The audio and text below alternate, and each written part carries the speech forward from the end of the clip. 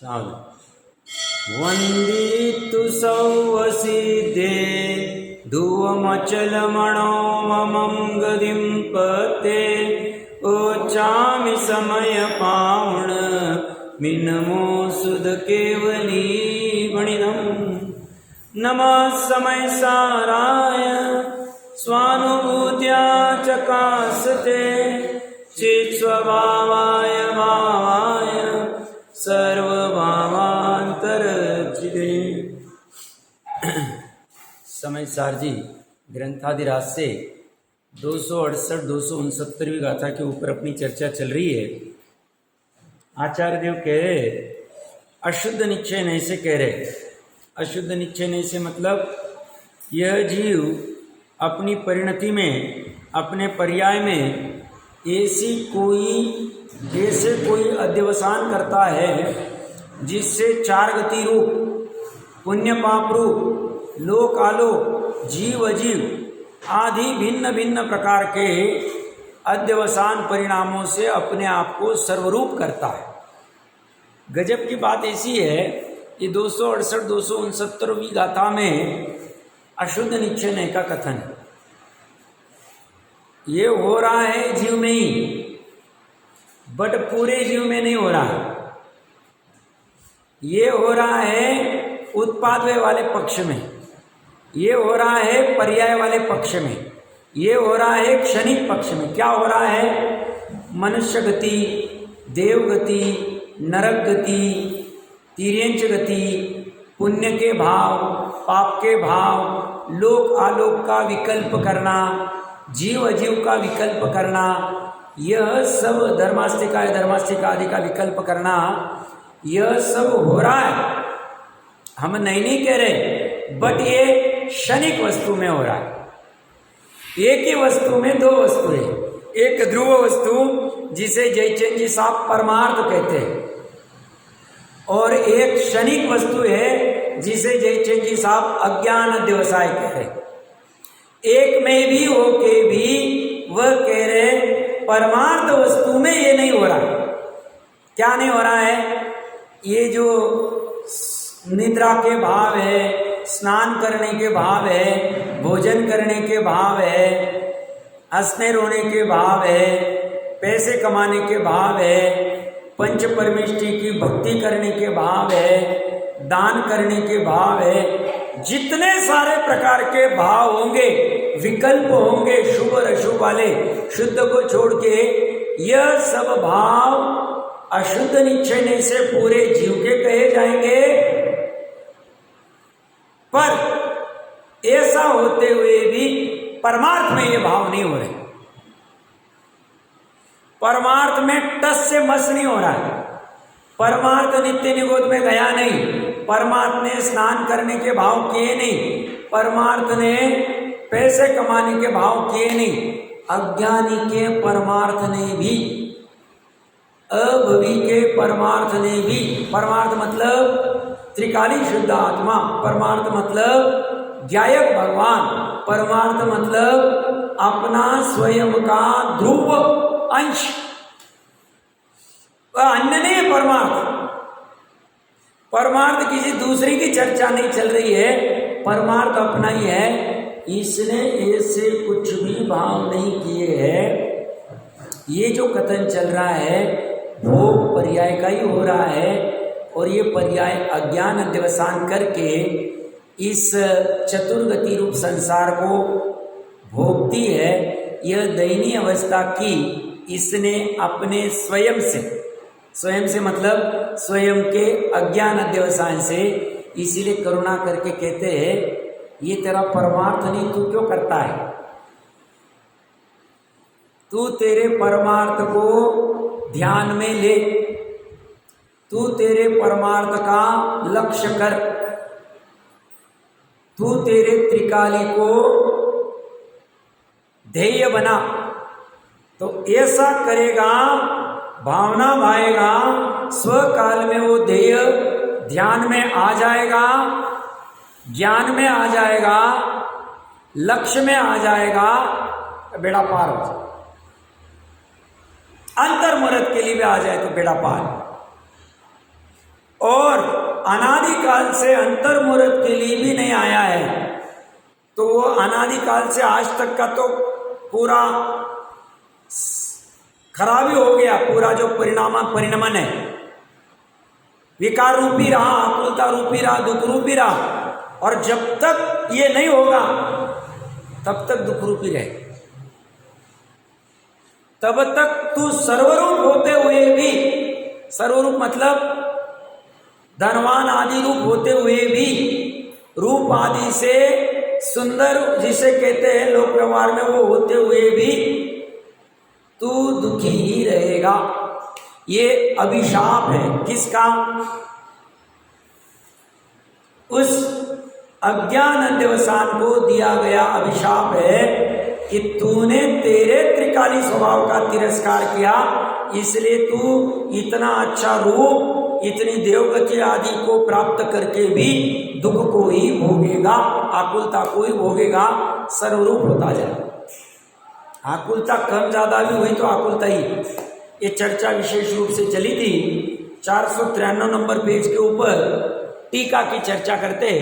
टीका का अपना पाठ पढ़ना बाकी रह गया था।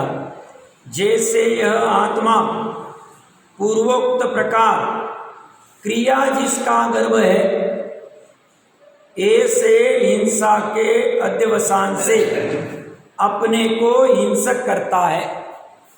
क्रिया का अर्थ हमने चर्चा की थी, यहाँ पे राग द्वेष की क्रिया को लेना जो जीव में हो रही है।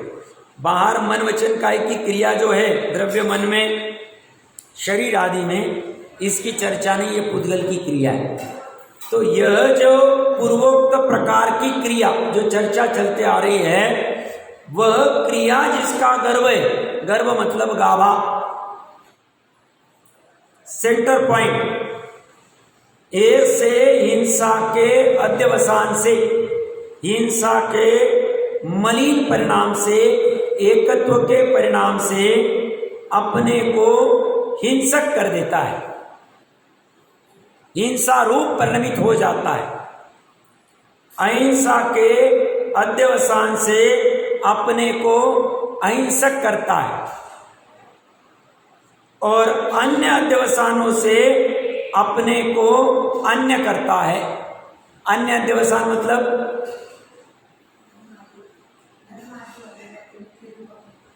नहीं, यहां अन्य मतलब जो सत्य, अचौर्य, ब्रह्मचर्य, परिग्रह के पुण्य रूप और असत्य, चोरी, अब्रह्म, कुशील और परिग्रह रूप जो विशेष चर्चा उस गाथा में करके आए थे, वो वाले सभी अध्यवसान, इसमें सभी पाप आ गए। इन अध्यवसान रूप अपने को करता है।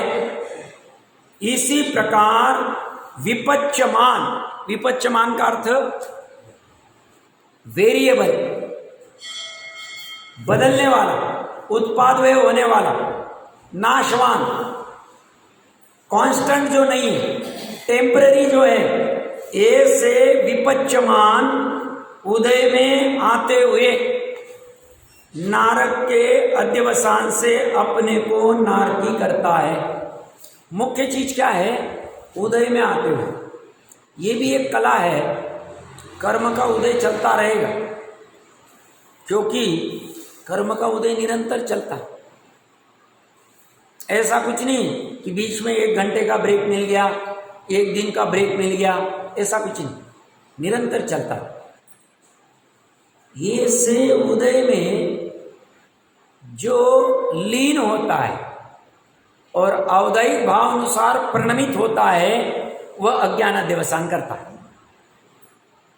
और जो जीव कर्म उदय में भी उस भाव में बहता नहीं है, ज्ञाता दृष्टा रहता है, भिन्न खड़ा रहता है, वह जीव ज्ञानी है, ज्ञान के अध्यवसान कर रहा है। ये कला प्रकट होनी चाहिए, क्योंकि 5 भाव में से औदैहिक भाव से ही कर्म का बंध होता है। औदैहिक में भी सभी 21 भाव से नहीं है, मुख्यतः से मिथ्यात्वादी से है, बट स्थूल रूप से कहने में ऐसा ही आता। औपशमिक भाव से कर्म बंधन नहीं होता है, शाइपशमिक से नहीं। कुमति कुश्रुतियान से कोई कहेगा तो कुमति कुश्रुतियान बंध का कारण नहीं। टोडरमल जी साहब ने नवीन कर्म बंधन के प्रकरण में लिया हो, दूसरे अधिकार में देख लेना चाहिए। मात्र मोह ही नए कर्म बंधन का कारण है, कुमति कुश्रुतियान भी नहीं और अज्ञान भी नहीं, औदैहिक अज्ञान भी नहीं।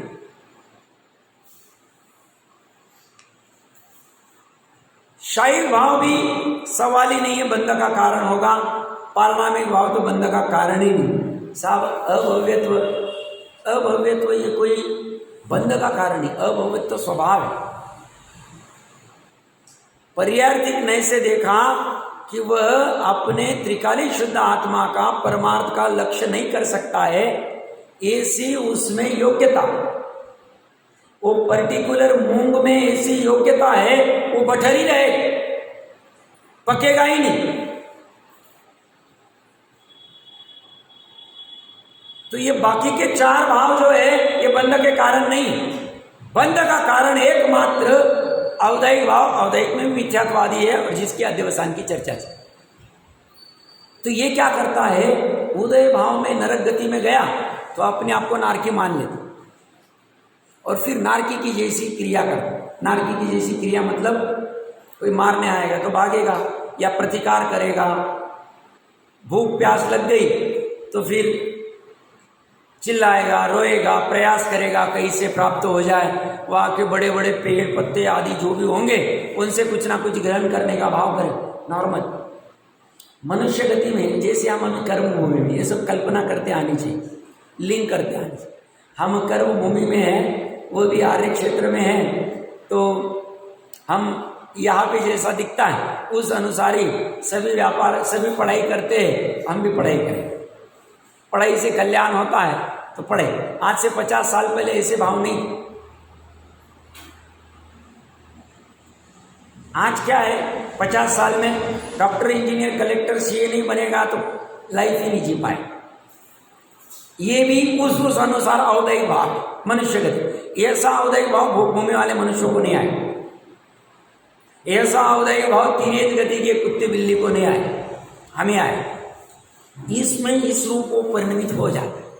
ये बहुत खतरनाक, बहुत खतरनाक। आसपास का माहौल देखा, ये पार्टी वाले एलन या फैलन या डैलन का क्लासेस लगाएंगे तो ये आईआईटी में क्लियर कर पाएगा, तो ही वो क्रैक कर पाएगा, तो ही ये हो पाएगा। ये सब औदैहिक भाव मनुष्य को, ये कुत्ते बिल्ली को नहीं आ रहे, ये औदैहिक भाव में आए। इस अनुसार होकर भोग भूमि वाले को अपने को जैसे भाव आ रहे वैसे भोग भूमि को नहीं आए।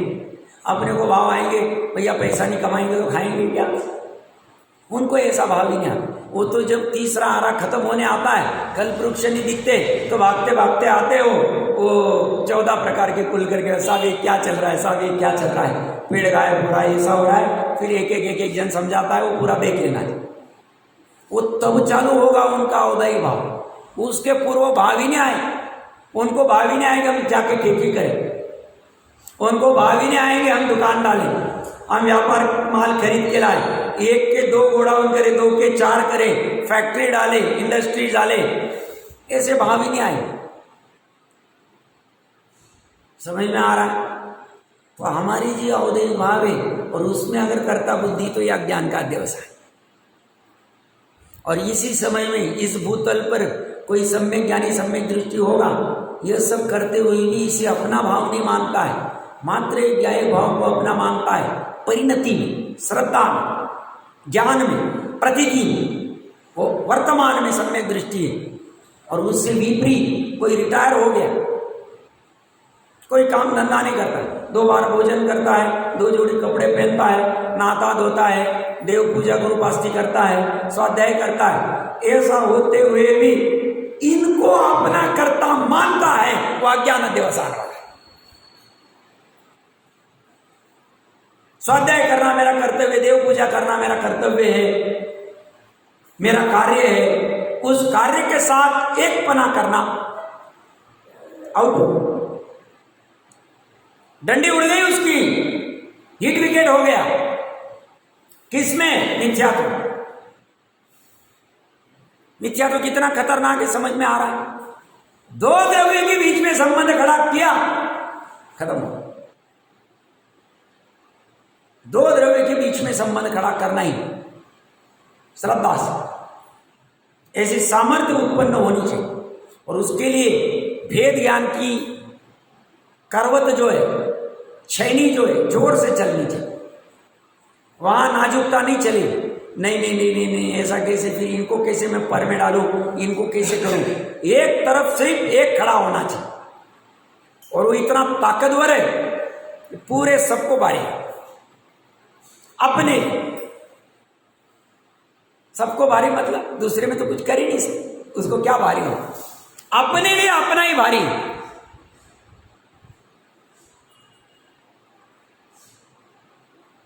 ये सुबह सुबह उठना, ये करना, मंजन करना, ये करना, ये भाव थोड़ी भोग होने वाले को। खुद तो बिल्ली को आते हैं, अरे मेरे दांत बहुत पीले हो गए, ये कोलगेट से करना चाहिए। मैं इधर एडवर्टाइजमेंट करने नहीं बोल रहा हूं, बैठा हूं। ये अभक्षय कोलगेट, अड्डी आदि सब अपने तो प्रॉपर घर पे बनाए जाते हैं, समझ लेना चाहिए। अभक्षय वस्तु खाते नहीं, ये उनको कभी भाव नहीं आए इसको करने।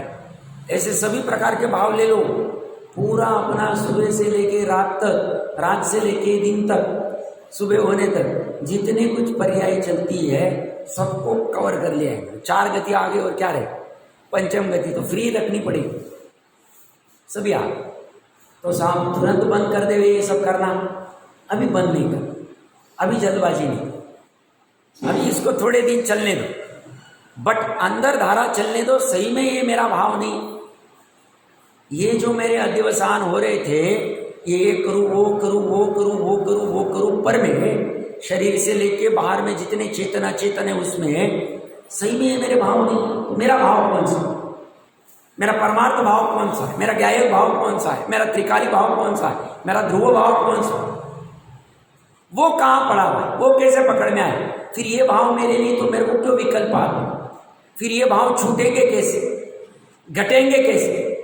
ये पूरा जो प्रोसेस चलता है ये उसका तत्व विचार का, फिर अपने आप बाकी का छूट जाता। छोड़ने में से अंदर काम हुआ ना, बाहर छूटे गए। बाहर से भी अंदर तरफ आ सकते, बट थोड़ी कठिनाई होगा ही जरूरी नहीं। बट कोई स्थूल बुद्धि को बाहर से अंदर आने कहेंगे और पैनी वाली बुद्धि को कहेंगे अंदर से बाहर जा भाई। निर्णय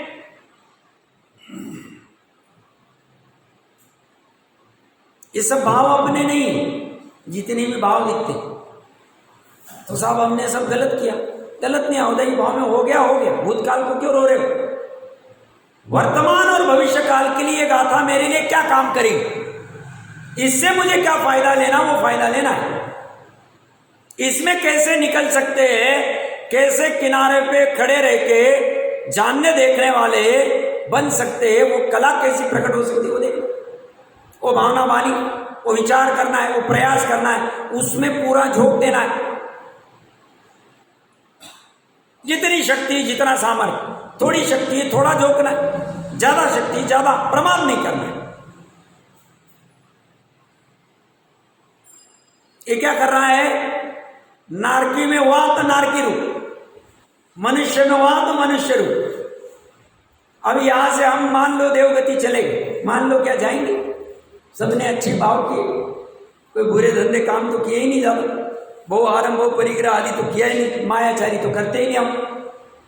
अब मोटा मोटी देवगति में जाए, वहां जाने के बाद वहां जैसे भाव होने लगे, ये आगे छूट गए। वहां से किसी को अवधि ज्ञान से देखने का भाव आया, चलो देखते कहां से आए तो देख लेगा, फिर लगेगा ऐसे अचुचि के थान में क्या जाए।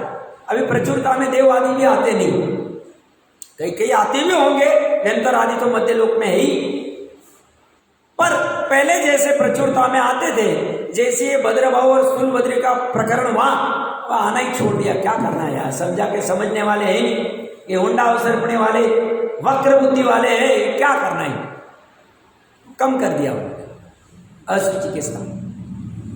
तो वहां से देखेगा ये देखे गए तो बोलते बेकार वाला काम, ये तो अच्छा। तो वहां उस रूप बनो, वह क्रीड़ा करने चला जाएगा जैसी जैसी उसकी बुद्धि होगी।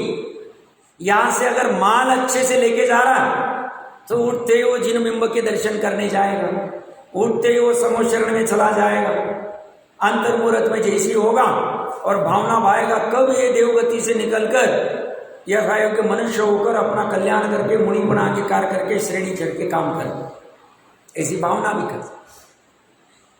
अच्छे समय ना ये जो मनुष्य बनकर मुनि बनकर शपथ श्रेणी चढ़कर ये विकल्प भी अगर कर्ता बुद्धि से तो अज्ञान अध्यवसाय। सब ये तो अच्छा विकल्प है ना, शुभ विकल्प और कर्ता वाला, क्योंकि सी परमार्थ जो है वो निर्विकल्प है। ज्ञायक भगवान जो है वह सविकल्प नहीं, अपरिणामी तत्व है, ध्रुव तत्व है। और पर्याय को भी ऐसे ध्रुव तत्व रूप प्रणीत होना है, तभी वो सुखी हो सकता। तो वो जब स्वयं अपरिणामी रहते हुए भी ये परिणाम कर रहा है कि मुझे मुनिपना अंगीकार करना है, 28 मूलगुण लेने हैं, शपथ श्रेणी चढ़ने हैं, ये मेरा कर्तव्य है, ऐसा ये जानता है मानता है पर्याय में, तो ये मिथ्या अध्यवसान हो गया, अज्ञान अध्यवसान। इसे तो एक के अलावा और कुछ समझ में नहीं आना चाहिए, और एक स्वयं ही।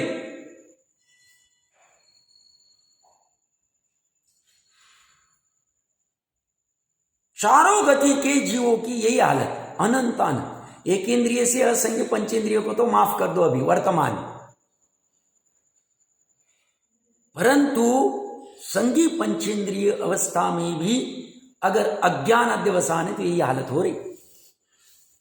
धर्म के भाव करके भी, पुण्य के भाव करके भी गजब का माल ले रहे, एकदम हिट पे जा रहा, पहुंचा रहे। तो ये क्रियाएं चलती रहेगी अभी भी कुछ काल तक, बट इन क्रियाओं का धीरे धीरे प्रयास पूर्वक, भेद ज्ञान पूर्वक, तत्व निर्णय पूर्वक हम इन क्रियाओं के ज्ञाता दृष्टा हो जाए, अंदर के राग द्वेष के भी और बाहर के शरीर आदि की क्रिया के ज्ञाता दृष्टा जैसे जैसे बनते जाएंगे वैसा वैसा भेद ज्ञान निर्मल होता जाएगा और धीरे धीरे स्थिरता आती जाएगी, स्वभाव तरफ ढलान होता जाए। स्वभाव तरफ ढलान होने के लिए सरल उपाय कहूं, हमारा उपयोग बिना काम का अनर्थकारी उलझाना नहीं।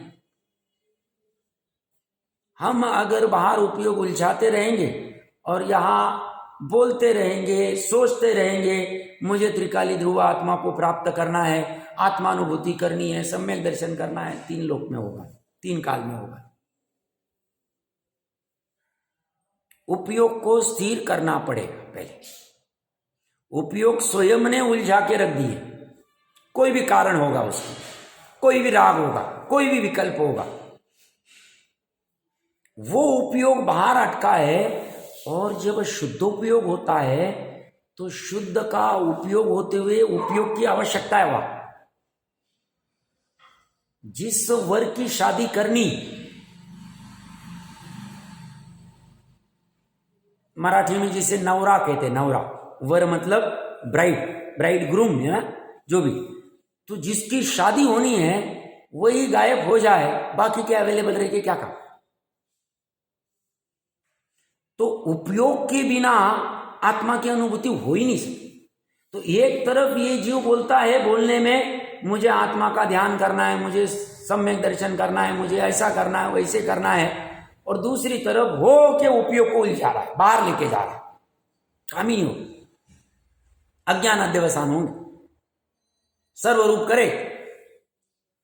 इसे क्या करना था, आवश्यक कितना है वो डिसाइड करके, अभी आवश्यक इतना लग रहा है, इसके बाहर वाला अनावश्यक है घटा दो, अभी थोड़े दिन बाद और सामर्थ्य बढ़ गई, अभी इतना ही आवश्यक लग रहा है, उतना ही कर, उतना ही कर। तो जितना जितना उपयोग फ्री होता जाए, उपयोग किसका, मेरा, ज्ञान उपयोग की बात चल रही,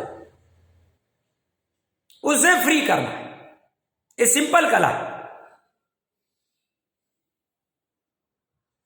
शक्ति प्रमाण हम जितना भी समझ पाए जिनवानी से, ये उपयोग को फ्री करने की वजह से और उसको सही जगह फोकस लगाने से, और शॉर्टकट नहीं इसका। हम कहेंगे कोई दूसरा आके करा देगा, असंभव है, क्योंकि ये तो चर्चा ये चल रही, दूसरा कर ही नहीं सकता, सामर्थ्य ही नहीं उसका। देखिए क्या कह रहे हैं, उदय में आते हुए नारक के अध्यवसान से अपने को नारकी करता है। उदय में आते हुए तिर्यंश के अध्यवसान से अपने को तिर्यंश करता है। बिल्ली के भाव में आएगी, ऑटोमेटिकली चूहे के पीछे लगी। बिल्ली के भाव में आएगा तिर्यंश के, कुत्ता आएगा तो भागे ऑटोमेटिक। नेवले के भाव में आया, सांप दिखा के ऑटोमेटिकली, या सांप के भाव में आया नेवला दिखा, ऑटोमेटिकली। किसी ने कुछ किसी का किया नहीं, सहज नो। जैसे मनुष्य गति में सास बन गई, बहू रही, देरानी जेठानी रही, भाई भाई रहा। अभी की बात कर रहा हूं, पूर्व में थोड़ा सा कम ज्यादा प्रमाण में हो, ऑटोमेटिक हो जाए, करना नहीं पड़ता। ऐसे में जो अलग खड़ा रहेगा, उस औदायिक भाव में, उदय भाव में जुड़ेगा नहीं। उदय भाव में जुड़ना ये गुनाह है। उदय भाव को अभी रोक नहीं सकते, क्यों? बांधा है, उदय में आएगा। उदय भाव को रोक नहीं सकते हैं, बट उदय भाव में अपने आप को जुड़ने से रोक सकते, सजगता रहे। ये अपने हाथ में, अपने पास दोनों ऑप्शन है। उदय भाव में जुड़ जाएंगे तो नया अर्थ रौद्र ध्यान होके नए कर्म बंधन आएंगे। उदय भाव में जुड़ेंगे नहीं, जुड़ना किसको है? ज्ञान को और श्रद्धा को। चारित्र को जाने दो, अभी घूमने दो। आपका कुछ प्रश्न? एक समय में एकाधिक अध्यवसान होते हैं। एक समय में एकाधिक, एक से अधिक अध्यवसान करते रहते हैं, एक ही तो नहीं होगा। वैसे तो अनंत होते हैं, अनंत गुण है तो अनंत परिणाम। अध्यवसान का अर्थ क्या ले रहे आप? अध्यवसान का एक सामान्य अर्थ है परिणाम, मात्र परिणाम, पर्याय। अध्यवसान का दूसरा अर्थ है निर्मल परिणाम। अध्यवसान का तीसरा अर्थ है ये मिथ्यात्व के साथ वाला मलिन परिणाम। यह प्रकरण पूरा जो चल रहा है बंध अधिकार में, मिथ्यात्व के साथ वाले मलिन परिणाम। तो यह अध्यवसान वो एक की बात कर रहे हैं जो मिथ्यात्व के साथ राग द्वेष हो रहा है एक समय, मतलब चारित्र मोह और दर्शन मोह के निमित्त से। चारित्र मोह और दर्शन मोह ये कर्म निमित्त रूप में उदय में, और यहां जीव का जो श्रद्धा का मिथ्यात्व रूप,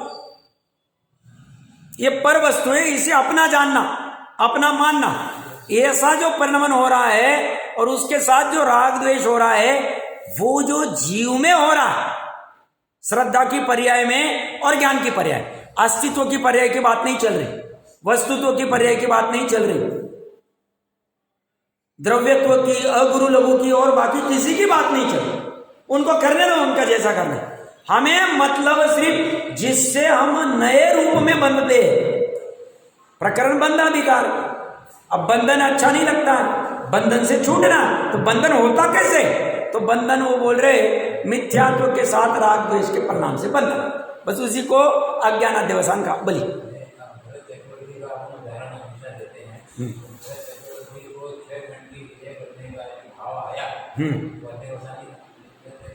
हाँ, अभी क्या अच्छा प्रश्न है, बोलिए। उसके साथ साथ ये भी भाव कर रहा है कि ये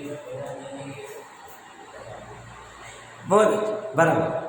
तो भरत जी का उदाहरण है, अच्छे से समझिए भरत जी की क्या हालत है, और उसके साथ में मान लो ब्रह्मदत्त की। ब्रह्मदत्त मान लो मिथ्यात्व अवस्था में, या शुभोम की हालत ले लेते, कोई भी ले लेंगे, दोनों चक्रवर्ती लिए हमने, दोनों 6 खंडाधिपति।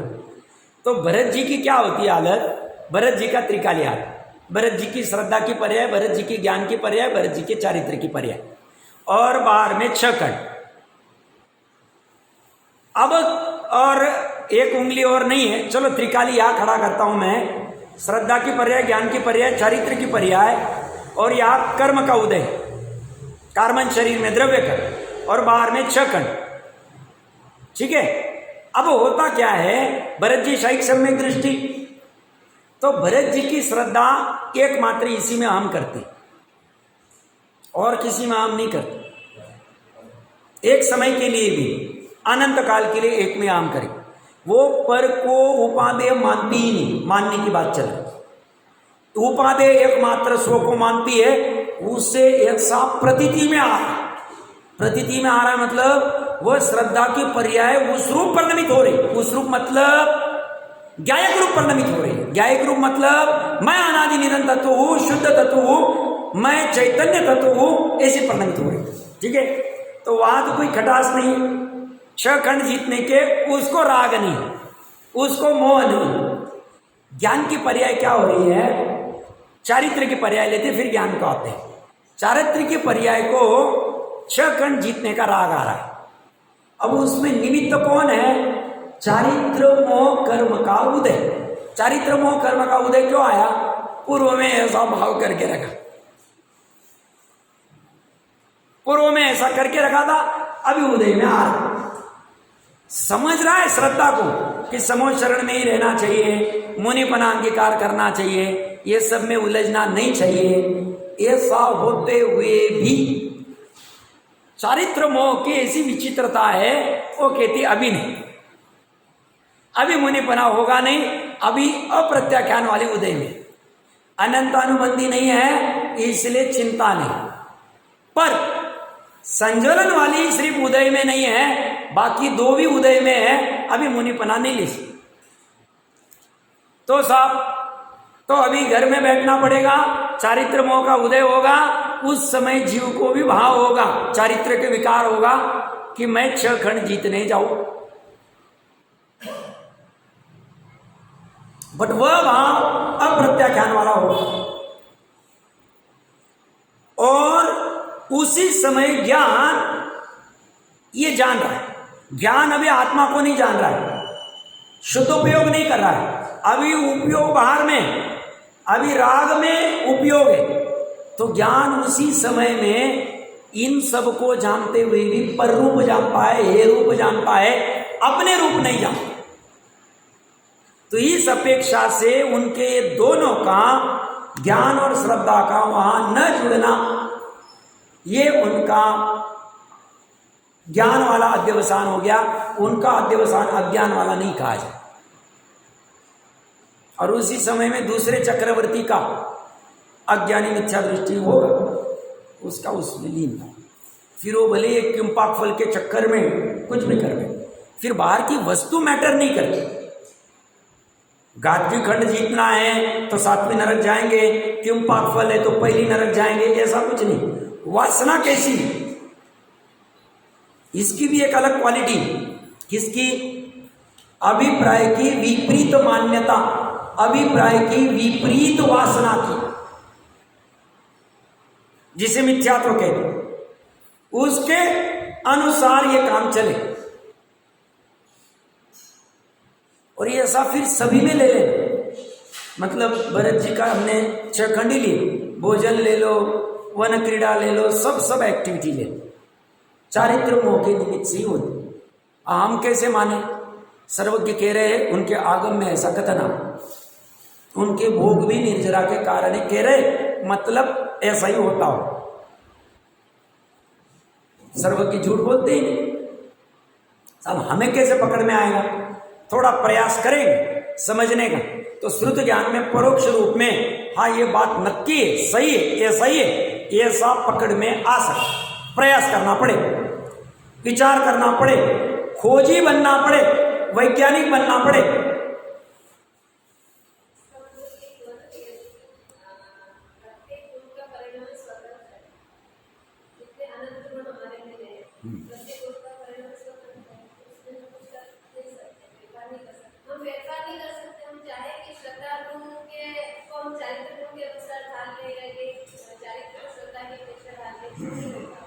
हाँ, बात तो ऐसी है, पर्याय को फेरफार नहीं कर सकते, प्रत्येक का अपना अपना कार्य करते हैं। बट निचली भूमिका में उपदेश में ऐसा आता है, अनादिकाल से तू परद्रव्य में जा रहा है, तू सर्वरूप कर रहा है, चार गति रूप कर रहा है, पुण्य पाप रूप कर रहा है, अज्ञान रूप कर रहा है, ये तेरे अध्यवसान ठीक नहीं है, ऐसा कहने में आएगा। सामने वाला भी इसे पकड़ेगा, वो जिसकी योग्यता होगी, पुरुषार्थ भी होगा, वो भाव को पकड़ने का, ये क्या कहना चाह रहे, उसको पकड़ के वह भी अपनी परिणति को पर से हटाकर, अज्ञान अध्यवसान से हटाकर स्वभाव का निर्णय करके स्वभाव तरफ डालेगा, तो उसका भी वह क्रमबद्ध से होता जाएगा जैसे पुरुषार्थ का। और जो पुरुषार्थ नहीं करेगा तो उसका जैसा चल रहा है वैसा चलता है। तो उपदेश में बात तो ऐसी कि होता तो एक पर्याय का दूसरे पर्याय में कुछ कर नहीं सकते, एक द्रव्य का दूसरे द्रव्य में, एक गुण का दूसरे गुण में, एक पर्याय का दूसरे पर्याय में। पर ऐसा होते हुए भी कहने में आएगा कि तुम उपयोग को मर्यादा में लाओ, अज्ञान अध्यवसान मत करो और स्वभाव का निर्णय करो, स्वभाव तरफ ढलो। और जब जीव को भी लगता है, कौन से जीव को, सम्यकत्व सन्मुख वाले जीव, कि हाँ ये करने योग्य है, समझने योग्य है, तो इसका अर्थ उसका अगर ऐसी भावना, ऐसा पुरुषार्थ जगा, मतलब उसकी होनार भी भली है, उसका काल भी आ गया है और निमित्त भी मिल जाए। टोडरमन जी की बात। और जिसे लगता है नहीं ये सब क्या है, जब जो होना है तब जो जो देखी वीरा रहे और तब होगा, ऐसा विचार करके वो बैठा रहेगा, तो टोडरमन जी साहब कह रहे तू पुरुषार्थ को तैयार नहीं। पुरुषार्थ क्या है? पुरुषार्थ जीव की पर्याय, जीव के कौन सी, ज्ञान की मुख्यता से पर्याय, ज्ञान जानेगा इस अपेक्षा से, फिर जानते जानते श्रद्धा की भी पर्याय पुरुषार्थ में आ जाएगी। तो ज्ञान की पर्याय अभी करने को तैयार नहीं, तो वो कहते तेरा पुरुषार्थ तो उस तरफ नहीं, तेरा पुरुषार्थ धन कमाने, पांच इंद्रिय के विषयों में घूमने फिरने आदि आदि में चल रहा है, तो इसका अर्थ तेरा मोक्ष मार्ग के अनुसार होनार भी नहीं है, निमित्त भी नहीं मिलेगा और काल लब्धि भी नहीं। सब निमित्त में तो कितने सारे उपदेश देते, उपदेश देते हैं, बट निमित्त को निमित्त कब कहा जाएगा, जब उपादान में कार्य होगा। उपादान में कार्य ही नहीं हो रहा तो उसे निमित्त कैसे क्या है? इस अपेक्षा से वो भी कार्यकारी नहीं होगा, ऐसी बात। तो ये क्या करता है, तीर्यंश के अध्यवसान से अपने को तीर्यंश करता है, उदय में आते हुए मनुष्य के अध्यवसान से अपने को मनुष्य करता, अपने को मनुष्य करता, अपने को मनुष्य मानता है, अपने को मनुष्य रूप अनुभवता। एक ही चीज, मैं मनुष्य हूं, मैं इनका लड़का हूं, मेरा ये कुल है, मेरी ये जाति है, मेरा ऐसा वैभव है, मेरी ऐसी डिग्री, ये सब रूप करना, ये मनुष्य गति। वो भोग भूमि वाले थोड़े अपनी डिग्री विग्री लगाते जाएंगे, ऑक्सफोर्ड में कहीं नहीं जाते, तुम क्या जाते, ये कोई चक्कर नहीं। अरे यहाँ कर्मभूमि में भी 100-200 साल पहले, 300 साल पहले कहा, ऑक्सफोर्ड यूनिवर्सिटी से सीखेगा तो बहुत होशियार, और नॉर्मल कॉरपोरेशन के स्कूल में सीखेगा तो बहुत डम्ब है, ये सब थोड़ी। ये सब बहुत सारे भ्रम पाल रहे हैं हम। अब ये भ्रम जब तक रहेंगे, टूटेंगे नहीं, यथार्थ वस्तु कैसे ख्याल में आए? तो भ्रम किसने किए? हम नहीं। भ्रम को तोड़ेगा कौन? हम ही तोड़े। एक एक भ्रम को निकालना है। अब सामर्थ्य लगानी, ज्ञान करवत को चालू करना कि बात सही है तो सही है, गलत है तो गलत।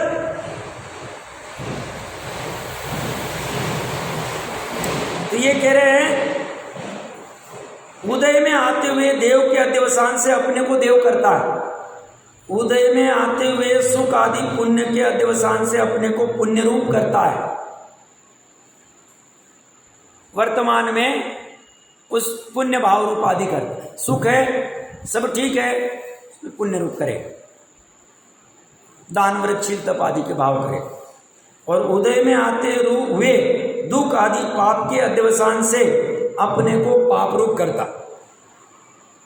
और इसी प्रकार ज्ञायमान, ज्ञायमान मतलब जानने में आता हुआ जो धर्म, धर्मास्तिका है, उसके अध्यवसान से अपने को धर्म रूप करता है। ये क्या कहना चाह रहे हैं? कोई प्रयास करेगा? जानने में आता हुआ धर्मास्तिका है, उसके अध्यवसान से अपने को धर्म रूप करता है, मतलब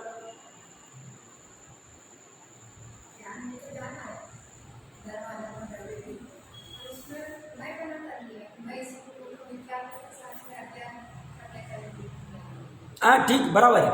मतलब क्या कहना चाह रहे हैं, अभी जैसे धर्मास्तिकाय का हम प्रकरण पढ़ रहे, जैन सिद्धांत प्रवेशिका या कहीं से पढ़ रहे और उसके ऊपर पे विचार कर रहे हैं श्रुत ज्ञान। तो श्रुत ज्ञान में विकल्प क्या हो रहा है, धर्मास्तिकाय 3 लोक प्रमाण है, 343 घन रज्जु जितना आकाश पूरा है लोकाकाश उतना फैला हुआ है, चद्दर की बाती कहो या घना कहो। तो अभी उसका चिंतन करना, और फिर कोई गमन करना चाहता है तो उसको गमन में सहायभूत धर्मास्तिकाय हो रहा। अब ये जो विकल्प करता है तो ये जानने मात्र से बाधा नहीं, जानने के बाद में मैं जानता हूं और उतनी ही जानने के पर्याय रूप अपने आप को अनुभवता है। इस अनुभव को ही वो कह रहे अज्ञान अध्यवसाय। अपने आप को त्रिकाली रूप अनुभवता नहीं उस समय। तो किसी को प्रश्न होगा, जिज्ञासा होगी, फिर ज्ञानी का कैसे होता?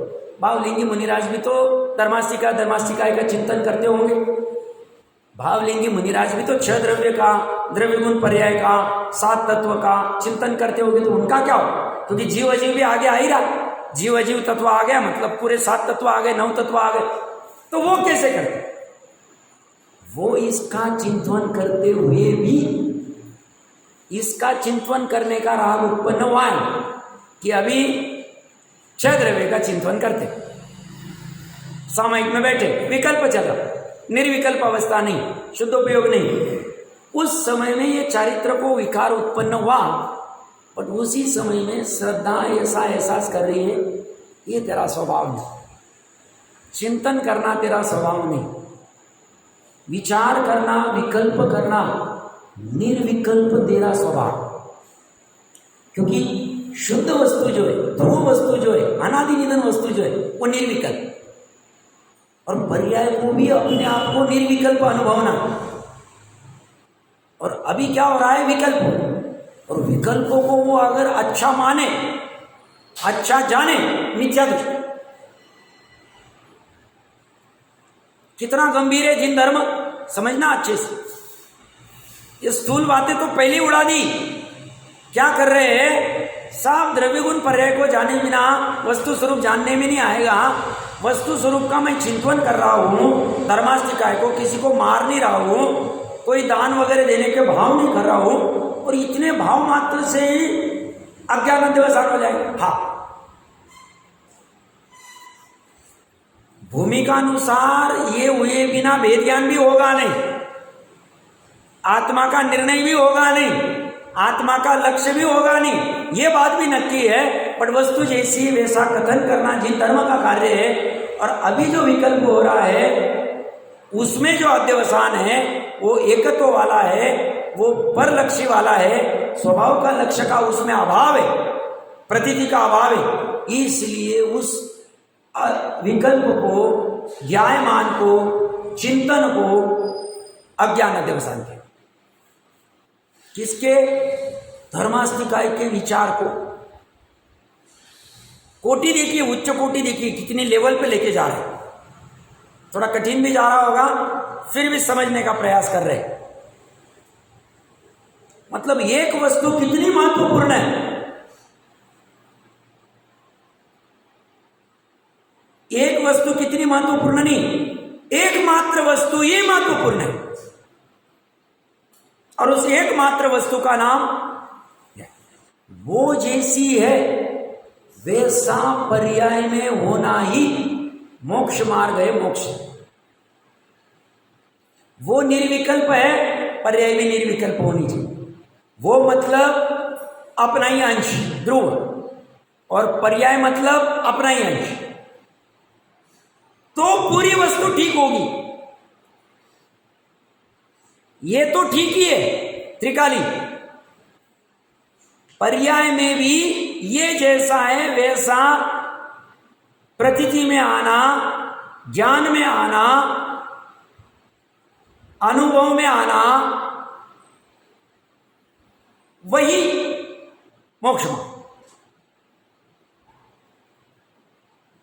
तो ये विकल्प वाला नहीं है, तो इसे विकल्प हो रहा है, तो उस विकल्प को भी अज्ञान अध्यवसान कह दी। ये निर्विकल्प है, ये निर्विकल्प होगा मतलब पर्याय, तो उसे ज्ञान वाला अध्यवसान कहा जाए।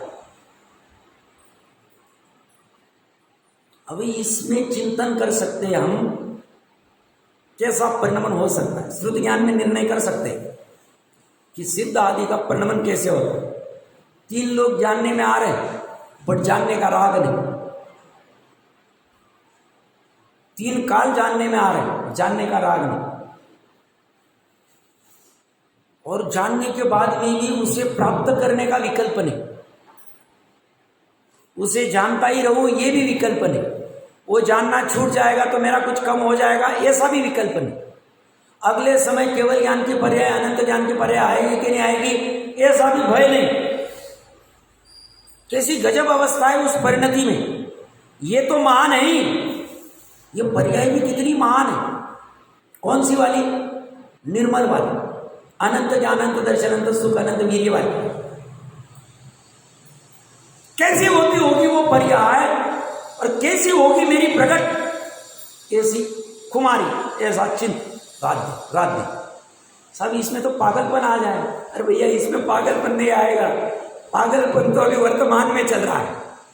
जो 4 गति के भाव कर्ता बुद्धि से, एकत्व बुद्धि से उसे अज्ञान अध्यवसान कह रहे, पागलपन कह रहे, मिथ्यात्व कह रहे। इसमें पागलपन नहीं आएगा, इसमें तो मनुष्य होगी, सार्थकता होगी, सफलता होगी। क्या अनंत भवभाव, ऐसा क्या गजब सिद्ध क्षेत्र मिला, ऐसी क्या गजब की जिनवानी मिली कि जिससे पूरा वस्तु स्वरूप पकड़ में आ गया। ये पागल इसे घबराना नहीं, इसमें डटे रहे, चलने देना, जो होगा सो देखिए, जो होगा। भावना एक ही, वस्तु स्वरूप समझ। भावना मोक्ष जाने की भी नहीं, भावना सम्यक दर्शन करने की भी नहीं। छोड़ दो, जो होगा तो होगा, नहीं होगा तो नहीं होगा।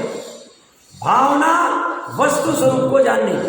वस्तु स्वरूप में 2 वस्तु है, एक स्व वस्तु है, एक पर वस्तु। इतना जानना।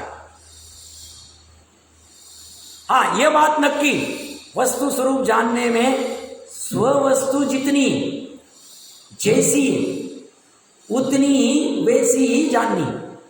उसमें एक अंश कम नहीं, एक अंश ज्यादा नहीं, एक परमाणु घुसाना नहीं, एक परमाणु निकालना नहीं। इतनी तैयारी के साथ हम बढ़ते जाएंगे तो कोई पागलपन आएगा नहीं, कोई भ्रम उत्पन्न होगा, उल्टे भ्रम का निवारण होगा। इसमें कल्याण ही होने वाला, अकल्याण कभी भी होता नहीं। जिनवानी से किसी का अकल्याण हुआ नहीं, अकल्याण स्वयं ने ठीक से नहीं लिया तो उसका होगा। बाकी अच्छे से साधवाद से अपेक्षा लगा के, नए लगा के समझ में आ जाए, एकदम सार्थक हो जाएगा। इसमें और थोड़ी सी चर्चा बाकी, समय आ गया चर्चा।